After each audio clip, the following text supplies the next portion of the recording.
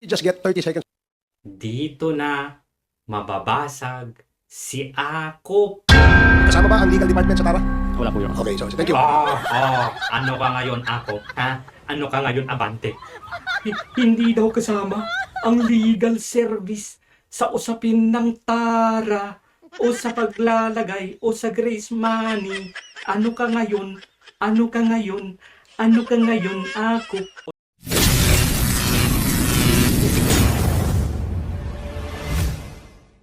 Merong bagong binuli, mga kababayan, itong Quadcom, partikular na dito kay Akop. Gusto na naman nilang paaminin na meron daw dapat alam ito dahil nagtatrabaho ito sa custom.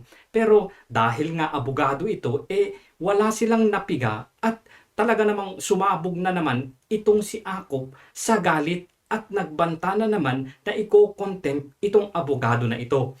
Pero sa isang linya ni Barbers ng tanong kay Taguba at sa isang linyang sagot ni Taguba kay Barbers ay basag itong si Akop at basag yung mga ibang nasa Quadcom na gustong takutin, paaminin sa bagay na hindi alam ng abogadong ito. Sino ito? Ano itong issue na ito? Panoorin natin ito. We invited the Bureau of Customs for today's committee hearing, right? And is there any representative from the BOC? Oh, there.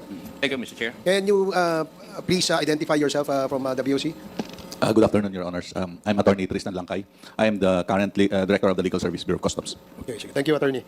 Thank you, Mr. Chair. May I proceed? Please proceed. Thank you. The two former customs director admitted that there's a TARA system. There was a TARA system during their tenure. Would that be correct? Sid, would that be correct during your term that there was a TARA system? Commissioner La Peña? There was, Your Honor. In fact, well, what I did, with your permission, if may I explain a little bit. What I did was... Commissioner Sid, ay premise ko lang ito. May Commissioner premise. there was a TARA system during your tenure. Yes, Your Honor. Okay. Now may I ask the representative of the Bureau of Customs, meron po bang TARA system ngayon? Your Honor, I'm sorry, I have no experience or knowledge on that TARA system, Your Honor. Currently, I'm just with the legal service of the How Bureau long of have you Customs. been in the Bureau of Customs? I've been with the Bureau of Customs since 2009, Your Honor. And you do not know of the existence of a TARA system within your department or your office? As to the existence, Your Honor, I have no personal knowledge of that. I'm not asking whether you have personal knowledge. Yes, Your Honor, if not Hindi po pwede. Kailangang sumagot yan sa kanyang personal knowledge. Kasi kung hindi siya sumagot na wala siyang personal, kung sasagot siya na oo, merong TARA system na alam ko na wala siyang personal knowledge, chismis yan. Ba't ganyan naman ako? personal knowledge, I've heard about it during discussions like this forum, during investigations. Sa mga kwentuhan, Your Honor, narinig ko, pero wala akong experience on that, Your Honor. Attorney, Yes, sir. hindi naman galing sa Bureau of Customs yung report sa amin, galing sa mga broker mismo. Yung nakikipag So, anong point mo? sa customs na may TARA system. I do not know. You have been with customs since 2009, and you, in this committee, the two customs director already admitted that there was a TARA system during the term. Tapos ngayon, ang tanong ko, meron pa ba sa Bureau of Customs? Sabi mo, attorney, you do not know. You do not have any personal knowledge. Did you take your oath? No, he has not taken his oath yet, Your Honor, but we can administer the oath now. Comsec, please. I think it is necessary, Mr. Chair, so that if I find him lying, then I can move to cite him in contempt. Okay. Ayun na naman. Ayun na naman. Yung panakot na cite in contempt para mapilit naman nasasagot si resource person sa sagot na gusto nilang marinig. Please, Comsec, administer the oath of Attorney Langkay from the Bureau of Customs. Sir, please stand. Do you swear to tell the truth, the whole truth, and nothing but the truth in this congressional inquiry, so God may help you? Yes, the oath has been administered, sir. Thank you, Comsec. Please proceed, Congressman Akop. Thank you, Mr. Chair. I do not know, attorney, if in the previous hearing, present po kayo. I was not present, Your Honor. It was Attorney Boca? I think it's Attorney Dibuco, Your Honor, one of the chiefs who is under the legal service, Your Honor. I agree. At halos parehas kayo ng sagot. You do not have personal knowledge. Ano magagawa nila? Kung wala talaga silang personal knowledge, alangan namang pilitin mo na meron. Yun din ang sagot nung representative ng Customs in the last hearing. But I would like to tell you, dalawa na yung naging commissioner ng Customs. Sinabi po So what? Kahit 10 pa yan. Kung wala talaga silang personal knowledge. Inamin nila na may TARA system. Si Mr. Jimmy Cuban, who had been with Customs, inamin din niya na may TARA system. Si Mr. Taguba, na nakikipag-deal dun sa Customs, inamin din niya na may TARA system. Kayo na lang po, na nandun sa Customs currently, ang hindi po. No. Particularly sa legal service. Ha? Sa legal service sila. Umaamin na merong TARA system. Ulitin ko yung sinabi ko nung last hearing. Pag nawala na yung Friday habit ng Customs at 3 o'clock in the afternoon of Friday, maniniwala na po ako na walang TARA system. Now, may I ask, do you want to refute that, Attorney? Pati si Senator Lacson in one of his privileged speeches, sinabi rin niya yan. Your Honor, can I... Kahit sinabi pa ng presidente, kung wala nga siyang personal knowledge, wala talaga. Do you want to refute my No, statement? Your Honor, I just want to say something about it. You ask the permission of the chairman, the rules. Mr. Chair, can I make a manifestation on that matter, Your Honor? Considering that a certain Mr. Taguba is saying that there is a TARA system and he has experienced it, Your Honor. As a lawyer, Your Honor, may I just suggest, Your Honor, that a proper complaint affidavit identifying the specific circumstances on which he actually paid TARA and identifying the, Your Honor, please, with due respect, the persons or individuals involved so that the proper appropriate administrative or criminal action can be undertaken, Your Honor. Please, that's just my idea, Your Honor. Ang sinasabi niya dito, kung wala naman akong ebidensya, simple lang. Hindi ko po pwedeng sabihin na meron nga. Kasi ang susunod na tanong ninyo ay, meron ka bang, kung sakali na sasabihin ko sa inyo na meron akong alam, ang susunod nyo na tatanong sa akin, anong ebidensya mo? Wala ho akong ebidensya kasi wala naman akong personal knowledge, wala nga akong alam dyan. So, ang lalabas ngayon, sasabihin ko, chismis po ito. So, hindi po pwede. Abogado yan ako, ha? Thank you. If I may, Congressman Akop. Attorney, yung pagtatanong tungkol doon ba sa TARA system, kung ito ba ay existing hanggang sa ngayon, ay nasa konteksto po nung paghingi ng information na patuloy pa ba itong mga ganitong mga gawain dyan sa loob ng customs. Of course, we're not saying that you are involved in that kind of a illegal system. What we're saying is that you may probably have heard from the sources or grapevines or even perhaps some of your colleagues. Sinabi na nga kanina na narinig niya na mayroong TARA system pa rin sa pagdinig na ito at sa mga sabi-sabi, mga usap-usapan sa tabi. Nakikinig ka ba? Na merong ganitong nangyayari. Yun ang konteksto ng pagtatanong. Kasi dalawang former commissioner nagsabi meron. Diba? Yung broker na nagnenegosyo sa loob, sinasabi meron. Yung intelligence officer na taga-loob ng customs, sinasabi meron. Ikaw na taga-loob ka ng customs, sinasabi mo, hindi mo, wala. Diba? So ano yun? Yung please, you probably have heard that there are stories about Hindi niya sinasabing wala. Ang sabi niya, narinig na sa mga usap-usapan pero wala siyang personal knowledge. Mahirap bang intindihin yan? the TARA system inside. Kasi sa tagal mo dyan, imposible eh. Posible yan. Hindi naman pwedeng posible lahat. Di ba, attorney? Yes, please, please. Your Honor, can I expound, Your Honor? Since I joined the Bureau, I've heard stories about the TARA system, and it seems that the TARA system was in place even before this container shipments was in place. Yes. Because shipments before was in open. There's no modal containers. It's not covered. So in open. So they make the TARA, they count. TARA is a counting system at the time, Your Honor, that they Yeah, make. yes. Attorney, that was the context, Your Honor, and then that I just No, explained that I heard. Then eventually, Your Honor, during my stint in the Bureau of Customs, I also heard it during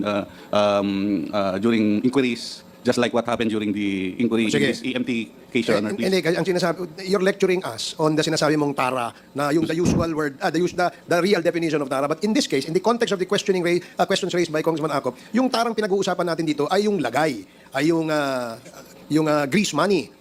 Ang tanong, ulitin natin, tinatanong ni Congressman Acop, meron pa bang grease money o TARA dyan sa Bureau of Customs sa ngayon? Wala nga siyang personal knowledge. Ang kukulit nyo naman. As of now, Your Honor, I have no information about the TARA system ongoing with the Bureau of Customs. Mr. Chair, Okay, see. alam mo, nakakagalit to. O, eto na naman si Abante. Yung banal-banalan na galit-galitan. I think you're lying to us. You know, Oh, you're lying to us kaagad. Anong pruweba mo na you're lying? Wala nga siyang personal knowledge. Ano ba naman tong alagad ng Diyos? I've been there for quite a time. If the commissioners know about that, why don't you know? You're a lawyer. It doesn't necessarily follow na alam din niya. My goodness, and you're even telling us, suggesting to us that Mr. Tagupa file a complaint? My goodness, Mr. Chair, pasensya na po kayo, pero talagang kinakailangan sabihin ko to eh. So, thank you, Congressman Abante. Please proceed, Congressman Akop. Before I proceed, Mr. Chair, I would just like to make a manifestation. Attorney, in the last hearing also, a representative of the Customs Police appeared here as a resource person in the name of Major Cascolan. Inamin din po niya na mayroong TARA system. So what? Wala nga siyang personal knowledge kahit pa alam na ng mga lahat ng Pilipino na meron pero siya wala siyang personal knowledge. Anong magagawa ninyo?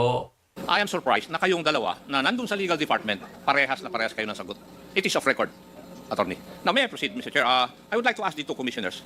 Inamin niyo po na mayroong TARA system at may, sa pagtatanong ni Honorable Abante, may mga Ulit-ulit, sayang oras. nawawala para sa gobyerno. Tama po. Yes, Your Honor. Now, may I know, have you ever estimated the amount of money the government is losing because of this TARA system annually? Para makita natin anong epekto nito sa ating bansa. Have you ever conducted an investigation on the estimate of money lost by government annually?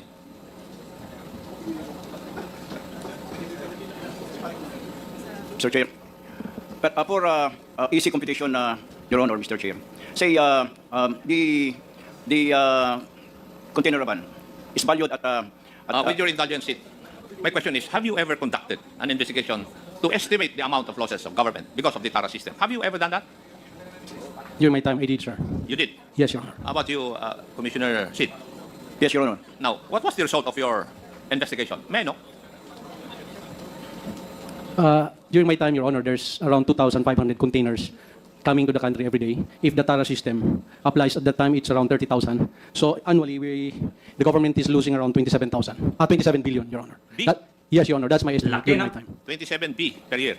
Yes, Your Honor, based on the 2,500 containers coming in daily during my time, Your Honor. Sid? Yes, Your Honor. Well, practically, it's almost the same, Your Honor. If you compute losses of 200,000 per shipment at 10 per importer, and if you have 250,000 containers, if the value of the 250,000 is So 2,500 containers a day. Yun po ang statement ni Yes, Your Honor. Commissioner Faeldon, hindi Yeah. 250,000. yeah, I agree with the computation of Commissioner Faeldon, Your Honor. That would be the Teka lang.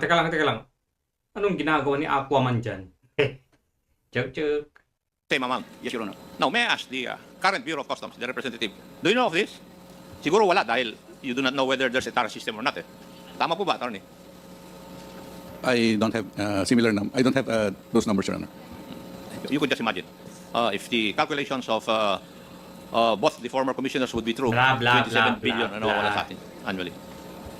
Thank you, Mr. Chair. Yun lang po ang gusto ko malaman. Thank you, Congressman Akop. So, mag-jump tayo kasi si Castro na dito. Pero sumingit pa rin si Akop at saka I think sumingit si dito si Barbers at doon nasunog itong si Akop kasi ipinipilit talaga niya na meron talagang hindi po pwedeng hindi mo alam. Dahil nandun ka sa Bureau of Customs dapat alam mo, dapat meron kang personal knowledge, dapat ang dami nang umamin So mag-jump tayo dito kasi medyo matagal yung discussions ni Castro dito na walang kwenta. Dito. Congressman Pasco, lang, no? Yes, opo. I'd like to make a motion that we invite Commissioner Rubio to attend this hearing because itong si attorney, wala siyang alam eh. Hindi, wala kang alam. Am I right, attorney? Wala kang siyang alam sa Tara. May I be Sa Tara, wala siyang alam sa Tara. Sumagot na nga si Castro, tinulungan ka na nga clarify, Your Honor? Yeah, you're clarifying na. Wala kang alam, di ba? Your Honor, Sa Tara system, wala kang alam, di ba? I have no information on that, Your Honor. Wala kang Correct, wala siyang information kasi nasa legal service siya. alam. Kaya si Chairman... Wala kang alam, di ba? Oo, wala. Wala siyang alam. Oh. Mr. Chair, para hindi ako maniwala na ikaw ang fall guy ng Tignan niyo si Akop dito. Bureau of Customs, we would like to see Commissioner Rubio attend this hearing. Panahon pa ni Commissioner Paldon, andiyan ka na sa Customs, Mr. Chair. Panahon pa ni Commissioner Paldon, Commissioner La Peña, nandun ka na sa Customs. And you're telling me right now you have no information on that? My goodness, anong palagay mo sa amin dito? Ha? Mr. Chair, can I answer? Okay. I've been with the Bureau of Customs with the legal service Grabe. since 2009. Yes, I've been Nasa legal service, tandaan na, nasa legal service siya. Of the lawyers of Commissioner La Peña and Commissioner Faildon, Your Honor, always with the legal service.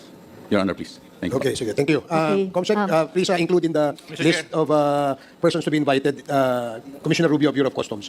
Yes, Congressman Acop, with the indulgence of... With the indulgence of the Honorable Castro. Attorney, para bang ang sinasabi mo, yung ibang opisina ng Customs may TARA system, o alam nila yung TARA system, pero yung legal office ng Customs, walang alam. Oo nga, wala nga daw silang alam. Ang kulit talaga nito. Yun po ba ang ibig nyo sabihin? Tinatanong ko po kayo.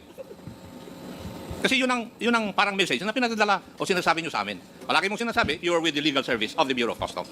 Para bang sinasabi mo, lahat, yung mga ibang opisina ng Bureau of Customs, alam nila, o may TARA system, yung opisina nyo lang ang wala. Would that be correct?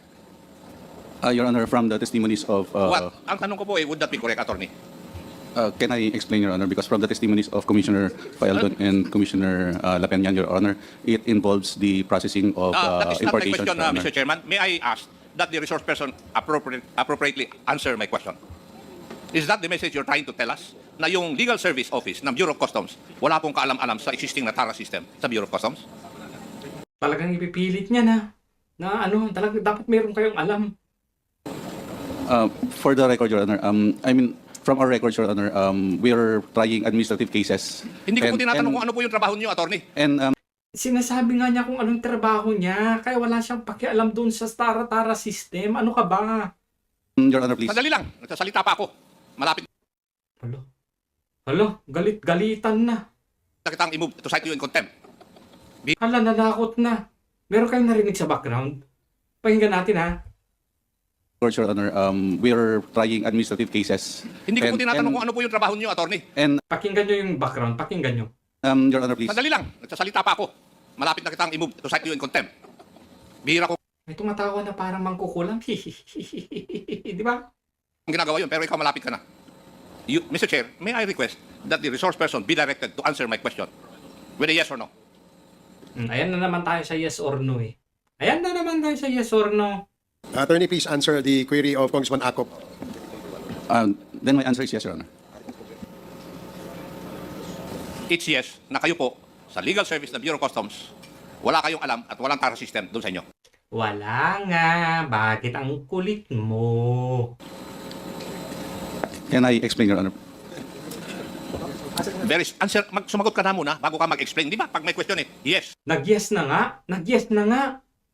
Tinurang ka rin siguro sa law, nasagutin mo muna ng yes and then you explain. Okay, my answer is yes, Your Honor. Because in the current cases that we handle, particularly on administrative cases, Your Honor, we don't have a case wherein a individual personnel of the BOC is charged with a TARA system or receiving TARA system. Even See? Wala nga silang hawak na kaso ng TARA system. So, wala talaga silang alam kasi nasa legal service nga sila. Mahirap bang intindihin yun ako? the criminal cases that we handle with the DOJ and criminal in the court, Your Honor, as far as the records or my knowledge is concerned, Your Honor, we don't have a case on that, Your Honor. So that's why I have suggested earlier on, Your Honor, about the circumstances that Mr. Taguba mentioned, Your Honor. Sorry, Your Honor, that's... Mr. Chair, I do not want to take more of the time of the Honorable Castro. I'll stop. Oo, wala ka. Kasi wala, pahiya ka talaga eh. Pahiya ka kasi. Kaya papansot ka na lang. Okay, thank you. Thank you, Congressman Acop. Let me just get 30 seconds. Dito na mababasag si Akop. Of your time, if I may. Just a follow-up question. Kasi ang legal department that Attorney Langkay heads, apparently, according to him, has no knowledge about the TARA system. Tanungin kaya natin yung nagbibigay ng TARA. Magandang suggestion yan, Barbers. Nilaglag mo naman yung kasama mo. Mark Taguba, inamin mo naman na ang kasalanan mo ay yung nagbibigay ka ng TARA, di ba? Yes po, Your Honor. Okay, kasama ba ang legal department sa TARA? Wala po, Your Honor. Okay, so thank you. Ano ka ngayon, Akop? Ha? Ano ka ngayon, Abante? Hindi daw kasama ang legal service sa usapin ng TARA o sa paglalagay o sa grace money. Ano ka ngayon? Ano ka ngayon? Ano ka ngayon, Akop? O di nga kayo ngayong dalawa. Ang dami niyong pinagngangal-ngal dyan. So, ano ngayon? Isang tanong ni Barber, isang linyang sagot ni Taguba. basag, sunog kayong dalawa.